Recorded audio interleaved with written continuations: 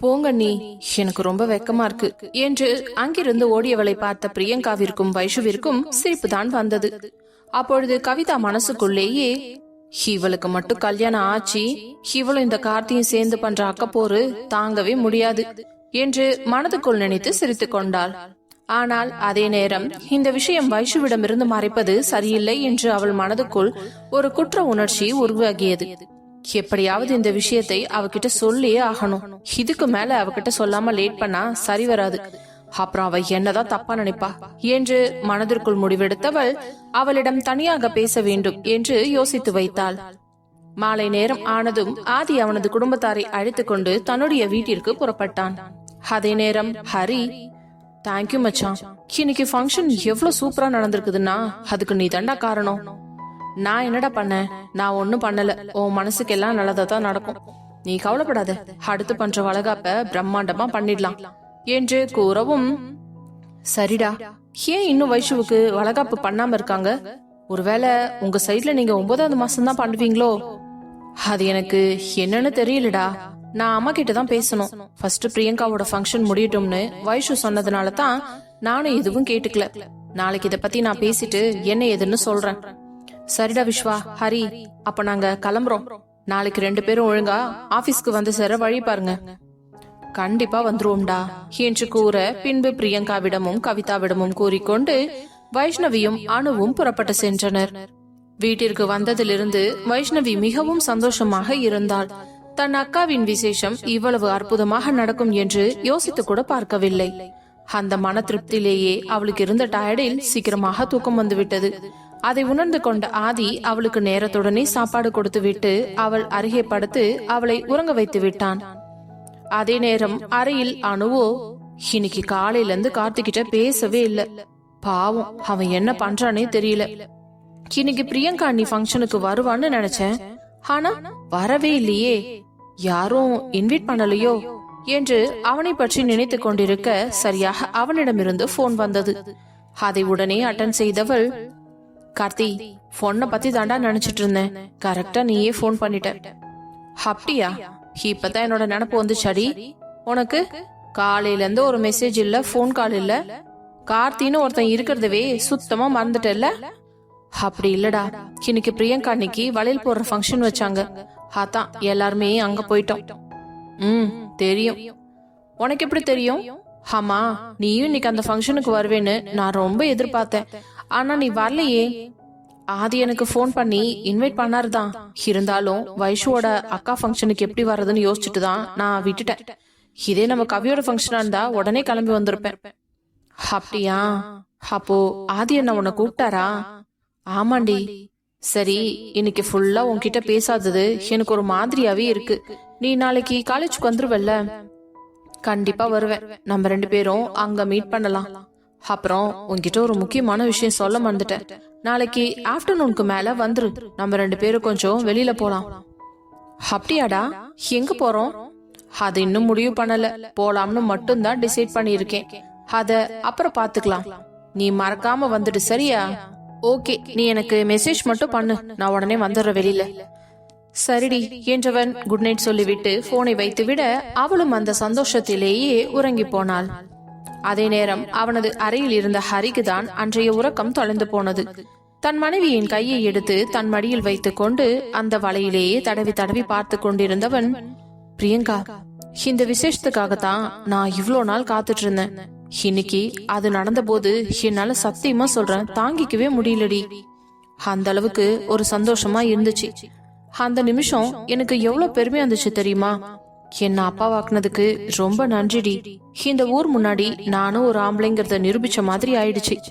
நீ இல்லன்னா இதெல்லாம் கட்டாயம் நடந்திருக்காது என்று பேசியவனை உணர்வு பூர்வமாக பார்த்தவள், என்ன ஹரி, நீங்க இப்படி எல்லாம் பேசுறீங்க? அப்படி பார்த்தா இந்த ஊர் முன்னாடி நான் மலடி இல்ல, நானும் குழந்தை பெத்துக்கிறதுக்கு தகுதியானவதான்னு என்ன அம்மா ஆக்கியிருக்கீங்க. அந்த சந்தோஷத்தை நான் எங்க போய் சொல்றது? அப்படி பார்த்தா நான் தான் உங்களுக்கு ரொம்பவே நன்றி சொல்லணும் என்று சந்தோஷமாக கூறினாள். சரிடி, இப்படியே 2 பேரும் மாத்தி மாத்தி நன்றி சொல்லிட்டு இருக்கிறத விட நான் கொஞ்ச நேரம் என் குழந்தைகிட்ட பேசலாம்னு இருக்கேன். நீ என்ன நினைக்கிற? தாராளமா பேசுங்க, யார் வேண்டாம்னு சொன்னது?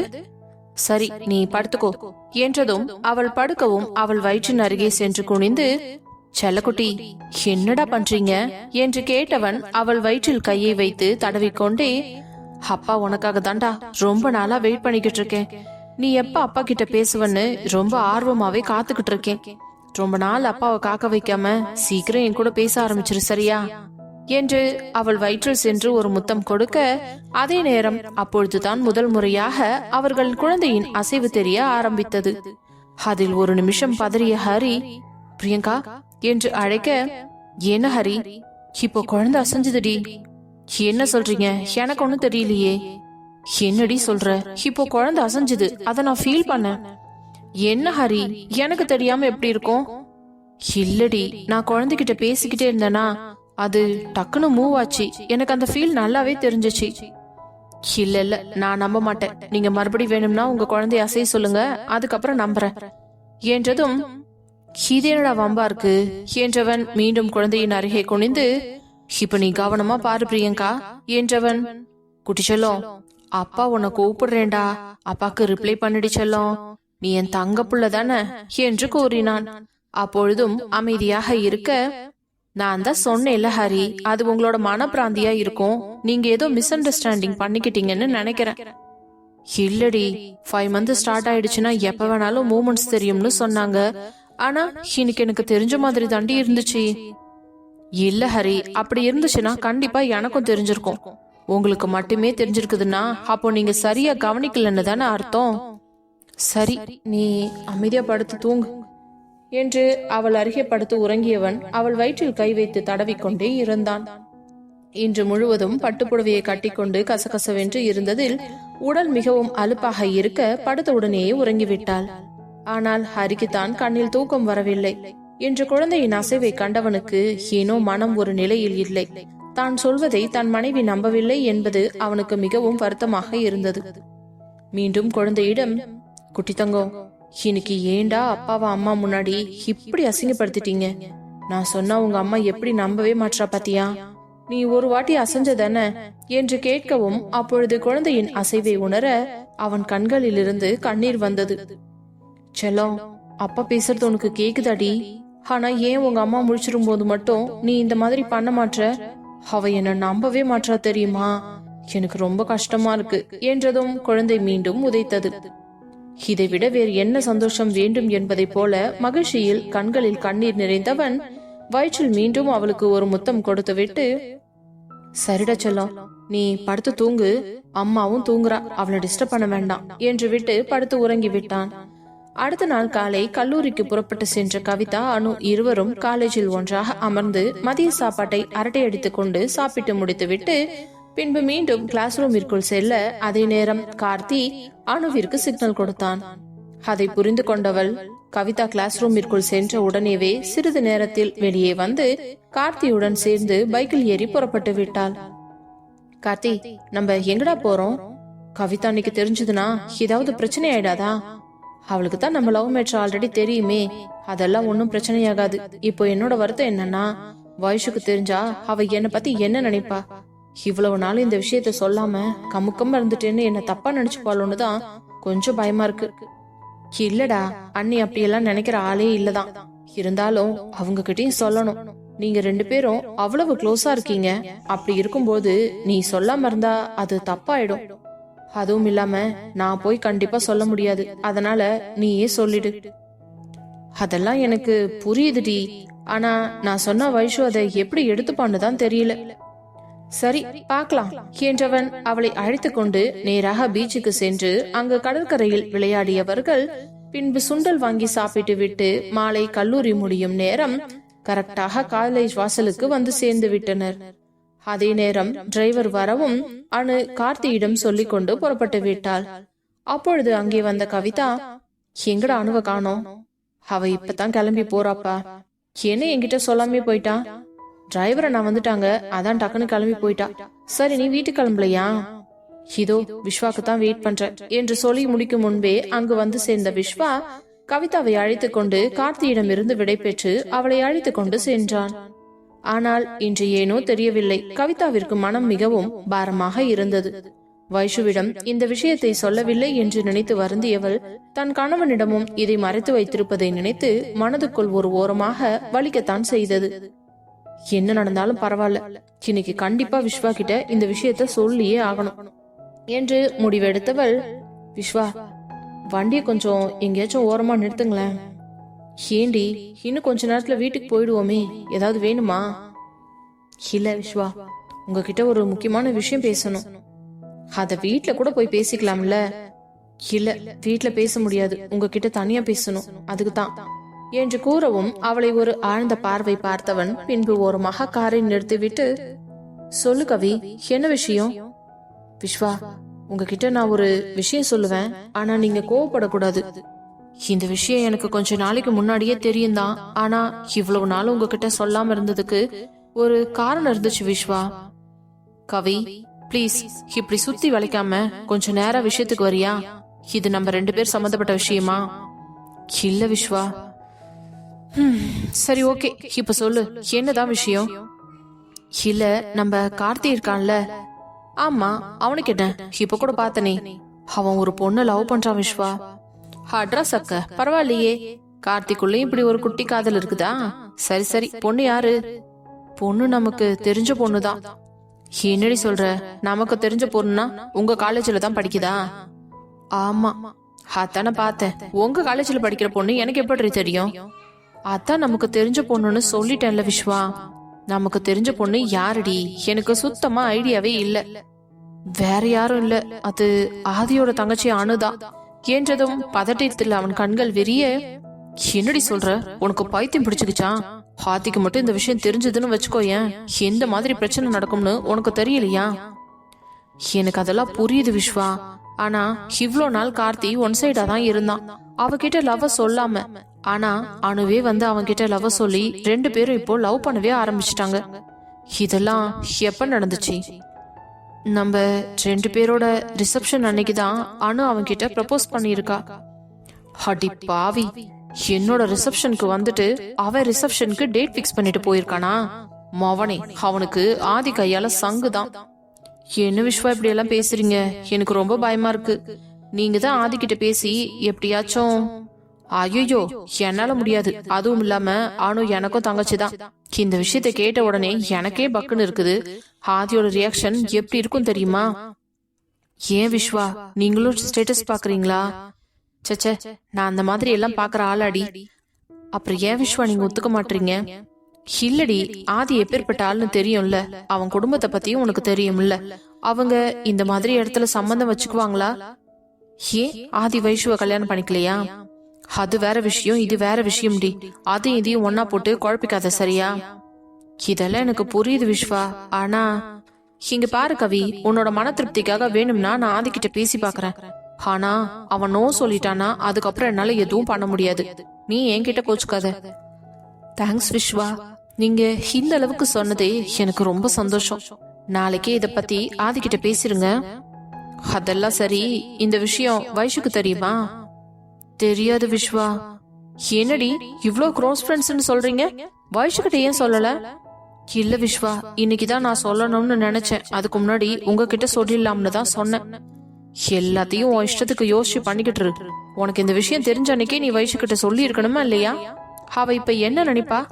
இவ்வளவு நாள் இந்த விஷயம் தெரிஞ்சும் கவி நம்ம கிட்ட சொல்லாம மறைச்சு வச்சிருக்கான்னு உன்னை தண்டி தப்பா நினைப்பா? எனக்கு புரியுது விஸ்வா, ஆனா இப்போ அது விஷயம் கிடையாது. நான் வைஷுக்கிட்ட கூட பேசி எப்படியாச்சும் புரிய வச்சுக்குவேன். ஆனா இந்த விஷயத்துல ஆதியோட சம்மதம் வேணும், அது மட்டும் தான் இப்போதைக்கு முக்கியம். இங்க பாரு கவி, உனக்கு என்னால வாக்கெல்லாம் கொடுக்க முடியாது. நான் ஆதி கிட்ட பேசி பாக்குறேன். அவன் ஓகே சொன்னானா மேற்கொண்டு இத பத்தி பேசலாம். இல்லைன்னா இந்த விஷயத்த இதோட ஸ்டாப் பண்ணிக்கலாம். புரிஞ்சுதா? புரிஞ்சுது. சரி, வீட்டுக்கு போலாம்ல? போலாம். எப்ப நீ வைஷுக்கிட்ட இந்த வித்தியத்தை பத்தி பேச போற? நாளைக்கு கண்டிப்பா பேசிடுறேன் விஸ்வா. சரி ஓகே என்றவன் அவளை அழைத்து கொண்டு நேராக வீட்டுக்கு சென்று விட்டான். அன்றைய பொழுது கவிதாவிற்கு மிகவும் தர்ம சங்கடமாகவே கழிந்தது. அடுத்த நாள் காலை கல்லூரிக்கு புறப்பட்டு வந்தவள் மனசு சரியில்லாமல் ஓரிடத்தில் அமர்ந்திருக்க, அப்பொழுது அவளை பார்த்த கார்த்தி, கவி என்னாச்சு? ஒண்ணு இல்லடா. அப்புறம் ஏன் இப்படி இருக்கு? உன் மூஞ்சே சரியில்லையே. இல்ல நீயும் அனுவும் லவ் பண்ற விஷயத்த வயசுகிட்ட சொல்லணும்னு உனக்கு தோணவே இல்லையாடா? இல்லப்பா, எனக்கு தோணிட்டு தான் இருக்குது. ஆனா என்ன பண்றது, அவகிட்ட சொல்றதுக்கு தான் எனக்கு ஒரு மாதிரி சங்கடமா இருக்கு. அவளும் ஸ்டேட்டஸ் பாத்துட்டான்னா அவ அப்படியெல்லாம் பேசுற ஆளே கிடையாது. நம்ம ஒண்ணு பண்ணலாமா கார்த்தி? இன்னைக்கு ஈவினிங் காலேஜ் முடிஞ்ச உடனே நம்ம நேரா அவளை போய் பார்த்து இந்த விஷயத்த பேசிட்டு வந்துடலாமா? போலாம் தான், ஆனா ஈவினிங் ஆதி இருப்பாரே. ஆமால, சரி ஓகே, அப்படின்னா ஒண்ணு செய்யலாம். லஞ்ச் டைமுக்கு மேல நீயும் நானும் லீவ சொல்லிட்டு கிளம்பிடலாம்.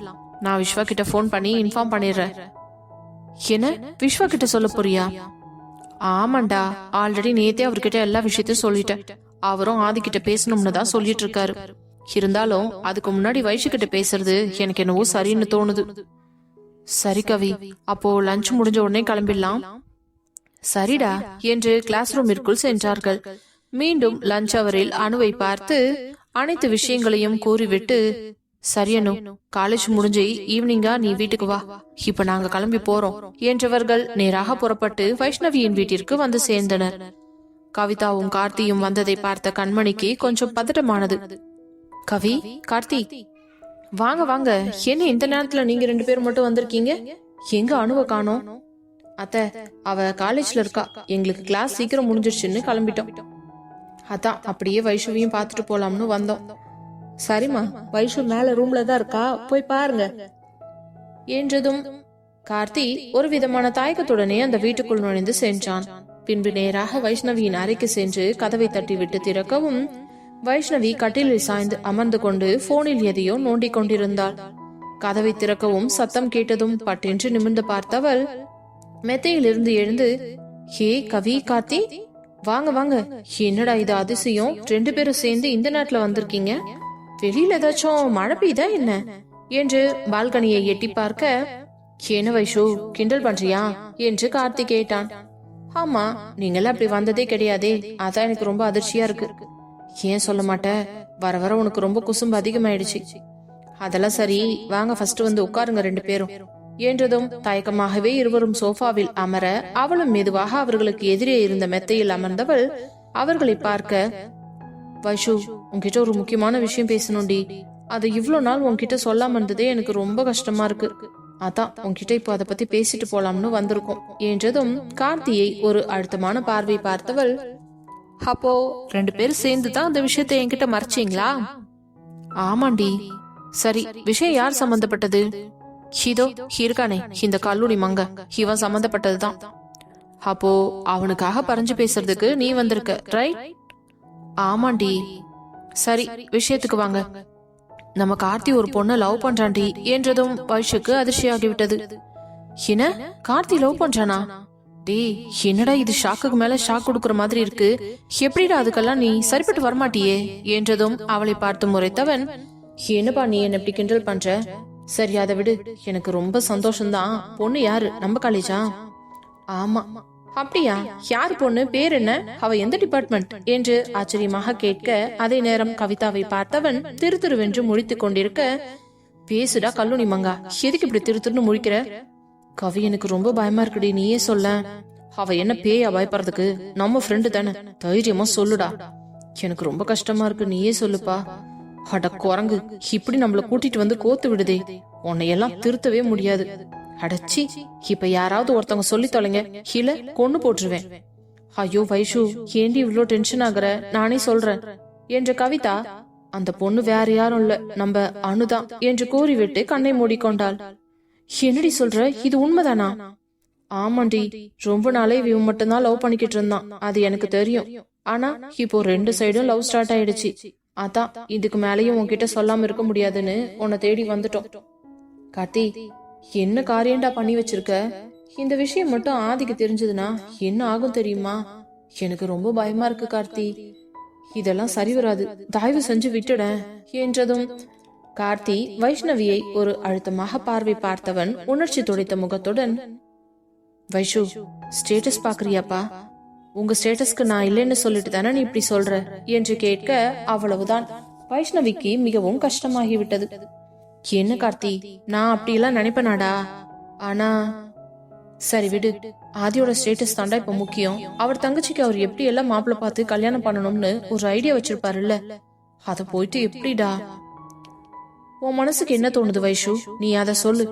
இதெல்லாம் வேண்டாம், இப்பவே உன் நாத்தனாரை விட்டு போயிடுன்னு சொன்னேனா கண்டிப்பா நான் போயிடுறேன் என்று அவன் கலங்கிய கண்களுடன் கூறவும் அவள் மிகவும் உடைந்து விட்டாள். இப்பொழுது என்ன செய்வது என்று புரியாமல் தவித்திருந்தவள் அவன் அருகே வந்து, கார்த்தி, அணுக்கு உன்னை விட ஒரு நல்ல மாப்பிள்ள கிடைக்க மாட்டான் தான். ஆனா இந்த விஷயம் எவ்வளவு சீரியஸா போகும்னு தெரியலடா எனக்கு. நெஞ்சமெல்லாம் படபடன்னு வருது என்று பதறியவள் பட்டென்று தளர்ந்து போனது போல விழப்போக உடனே கவிதாவும் கார்த்தியும் ஓடி வந்து அவளை மெத்தையில் அமர வைத்து தண்ணீரை ஊற்றி கையில் கொடுக்க அதை மடமடவென்று குடித்தவள், எனக்கு இந்த விஷயத்தை கேட்டு உடனே படபடன்னு இருக்குது. இந்த விஷயம் மட்டும் ஆதிக்கு தெரிஞ்சதுன்னா அம்புட்டு தான். என்ன நடக்கும்னே ஒன்னும் புரியல. அதான் வைஷு உன்னை பார்த்து சொல்லிட்டு போலாம்னு வந்தோம். எப்படியாவது ஆதிக்கிட்ட பேசி என்னோட லவ் கொஞ்சம் சப்போர்ட் பண்ணி கொடுப்பா என கார்த்திக் கெஞ்ச, என்னடா பட்டுன்னு இப்படி சொல்லிட்ட, இது எப்படி நான் ஆதிக்கிட்ட பேசுறது? நீ தான் பேசணும் வைஷு, நீ பேசினா கண்டிப்பா ஆதி ஒத்துக்குவாரு என்றவனை பார்த்து, என்னடா என்னென்னவோ சொல்றீங்க, எனக்கு ரொம்ப பயமா இருக்கே என்றவள் மணியை பார்த்து விட்டு, ஐயோ ஆதி வர நேரம் ஆயிடுச்சே என்றது தான் தாமதம். உடனே கார்த்தி, என்ன மணி ஆயிடுச்சா, கவி வாடி சீக்கிரம் ஓடிடலாம் என்றவனிடம், ஏண்டா இப்படி தொடர்நடங்கியா இருந்தா எப்படிடா உன்னோட லவ்ல நீ ஜெயிக்க முடியும்? இருந்தாலும் ஆதியை பார்த்தாலே எனக்கு கொஞ்சம் படப்படன்னு தான் இருக்கு, தயவு செஞ்சு நீ வா, நம்ம கிளம்பி ஓடிடலாம் என்றதும் அவனை பார்த்து சிரித்த வைஷு, டேய் இப்படி பயந்தாங்கொழியா இருந்தீனா உனக்கு இந்த ஜென்மத்துல அணு கிடைக்க மாட்டா, அது மட்டும் எனக்கு நல்லா தெரிஞ்சு போச்சு. இல்ல வைஷு, எதா இருந்தாலும் நம்ம அப்புறமா பேசிக்கலாம், இப்ப நான் கிளம்புறேன் என்று கவிதாவை அறக்க பறக்க இழுத்து கொண்டு ஓடினான்.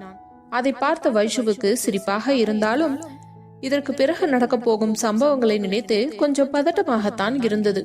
ஆனால் இந்த விஷயம் தெரிந்த பிறகு தன் கணவனிடமிருந்து மறைப்பது சரியில்லை என்று நினைத்தவள் இன்றே ஆதியிடம் இதை பற்றி பேச வேண்டும் என்று முடிவெடுத்தாள். மாலை ஆதி வந்ததும் சிறிது நேரம் ஓய்வெடுத்து விட்டு வைஷுவை அழைத்துக் கொண்டு பார்க்குக்கு சென்றான் வாக்கிங் போவதற்காக. அங்கு சென்றவள் சிறிது நேரம் கூட நடக்காமல் அமைதியாக அவன் அருகே அமர்ந்து கொண்டு, ஆதி இன்னைக்கு வாக்கிங் வேண்டாம், கொஞ்ச நேரம் நான் இப்படியே உங்க கூட உட்கார்ந்துக்கிறேன் என்றதும் அவன் மனைவியை சிறிது நேரம் உற்று பார்த்தவன், சரி உட்காரு என்றான். அவன் அருகே அமர்ந்து அவன் கைகளை எடுத்து தன் கைகளில் கோர்த்து கொண்டவள், ஆதி உங்ககிட்ட ஒரு முக்கியமான விஷயம் பேசணும். சொல்லுடி, என்கிட்ட பேசுறதுக்கு நீ எதுக்கு இவ்வளவு தயங்குற? இல்ல, நம்ம அணுவோட கல்யாணத்தை பத்தி தான் உங்ககிட்ட பேசணும். அதான் அன்னைக்கு நான் சொல்லிட்டேன்டி, மாப்பிள்ள ரெடியா இருக்கு, படிப்பு முடிஞ்ச உடனே கல்யாணம் பண்ணிடுவேன்னு. இல்லாதி, அதுலதான் ஒரு சிக்கல். என்ன சிக்கல்? நீங்க சொல்ற மாப்பிள்ளைய அணுவுக்கு பிடிக்கலன்னா என் தங்கச்சி நான் சொல்ற பையனை தான் கல்யாணம் பண்ணிக்குவா, இதுல எனக்கு ஆணித்தனமான நம்பிக்கை இருக்குது என்று கூறிய கணவனை சங்கடமாக பார்த்தவள், இல்லாதி எதுக்கும் நீங்க அணுகிட்ட ஒரு வார்த்தை கேட்டுக்கோங்க, அவ மனசுல வேற யாராவது இருந்தா. என்ன சொல்ற வைஷு என்று அவளின் பக்கம் திரும்பியவனை பார்த்தவனுக்கு பதற்றம் தொற்றிக்கொள்ள, இல்லாதி இந்த காலத்துல காதல் யாருக்கு வேணாலும் வரலாம் இல்லைங்களா, எதுக்கும் அவகிட்ட ஒரு வார்த்தை கேட்கறது நல்லது தானே. சரி நான் கேக்குறேன், அதெல்லாம் விடு, ஏன் திரும்ப திரும்ப இந்த சம்பந்தமே இல்லாம இந்த விஷயத்த பத்தியே பேசுற என்றதும் அதற்கு மேல் தன் கணவனிடம் பொய் சொல்ல முடியாத காரணத்தினால் இன்று கவியும் கார்த்தியும் வீட்டிற்கு வந்தது அவர்கள் கூறிய விஷயம் அனைத்தையும் ஒன்று விடாமல் கடகடவென்று ஆதியிடம் சொல்லி முடித்தவள் அவன் கண்களை பார்க்க தயங்கிக் கொண்டு தலையை தாழ்த்தி அமர்ந்திருந்தாள். அதை பார்த்து சிரித்தவன், உனக்கு இந்த விஷயம் எனக்கு தெரியும், இன்னைக்குதான் ஆதி, இன்னைக்குதான் வந்து சொல்லிட்டு போனாங்க, அதான் உங்ககிட்ட மறைக்கிறது சரியில்லைன்னு உடனே சொல்லிட்டேன். உனக்கு அவ்வளோ பாசமாடி என் மேல? என்ன ஆதி இப்படி கேக்குறீங்க? இந்த விஷயத்த மறைக்கணும்னு உனக்கு தோணலையா? உடனே என்கிட்ட சொல்ற. நம்ம 2 பேத்துக்குள்ள எந்த ஒளியும் மறவும் இல்லையே, அப்படி இருக்கும் பொழுது இந்த விஷயத்த மட்டும் நான் எப்படி உங்ககிட்ட இருந்து மறைப்பேன்? என் மனசுல இதை வச்சுக்கிட்டு உங்க கண்ணை பார்த்து என்னால பேச முடியாதாதி, உங்ககிட்ட போய் சொல்லவும் எனக்கு வராது, அதனாலதான் என்று கூறிவிட்டு மிகவும் படபடப்புடன் அமர்ந்திருந்த மனைவியை பார்த்தவன் அவளை இந்த மாதிரி நேரத்தில் இதற்கு மேல் கஷ்டப்படுத்த வேண்டாம் என்று முடிவெடுத்து அவள் கை மேல் தன் கையை வைத்து இறுக்கமாக பிடித்தவன், வைஷு எனக்கு இந்த விஷயம் எப்பயோ தெரியும்டி. என்ன அதி சொல்றீங்க என்று அவள் கண்கள் விரிந்ததும், அனு ஃபர்ஸ்ட் என்கிட்ட தான் வந்து இந்த விஷயத்த சொன்னான். நான் அவளுக்கு ஓகே சொன்னதுக்கு அப்புறம் தான் அவ கார்த்திகிட்டயே போய் லவ சொன்னான். என்றதும் மீண்டும் ஆச்சரியத்தில் அவள் கண்கள் விரிந்து கொண்டே இருந்தது. என்ன அது இதெல்லாம், நீங்க என்கிட்ட ஒரு வார்த்தை கூட சொல்லலையே. இப்போ தேவையில்லைன்னு நினைச்சேன்டி, அவங்க கல்யாண பேச்சு வரும்போது உன்கிட்ட சொல்லிக்கலாம்னு நினைச்சேன்.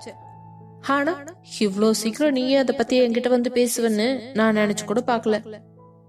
என்ன ஆதி, எனக்கு தெரிஞ்ச விஷயத்த நான் உடனே உங்ககிட்ட சொன்னேன்ல, ஆனா உங்களுக்கு தெரிஞ்ச விஷயத்த நீங்க என்கிட்ட சொல்லாம மறைச்சிட்டீங்களே.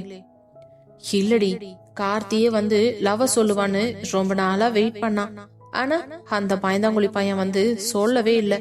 அதுக்கப்புறம் நம்ம கவி விஸ்வா ரிசப்ஷன்ல வச்சுதான் அனுவே அவன்கிட்ட போய் ப்ரப்போஸ் பண்ணிருக்கா. அப்படின்னா இப்பதான் ரீசெண்டா நடந்திருக்கா?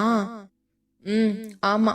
அதனாலதான் ஃபர்ஸ்ட் அவங்க 2 பேரும் லவ்ல கொஞ்சம் ஃபோக்கஸ் பண்ணட்டும், அதுக்கப்புறமா உன்கிட்ட சொல்லலாம்னு நினைச்சேன். அப்போ நீங்க மாப்பிள்ள ரெடியா இருக்குன்னு சொன்னது கார்த்தியே தானா? ஏண்டி, ஏன் மச்சானுக்கு என்ன குறைச்சல்? ஆதி, நிஜமாலுமே கார்த்தியை நீங்க ஓகே பண்ணிட்டீங்களா? ஆமா, எனக்கு அவனை ரொம்ப பிடிக்கும்டி. ரொம்ப நல்ல பையன். என் தங்கச்சிக்கு அவனை விட ஒரு மாப்பிள்ள கிடைப்பாங்களா?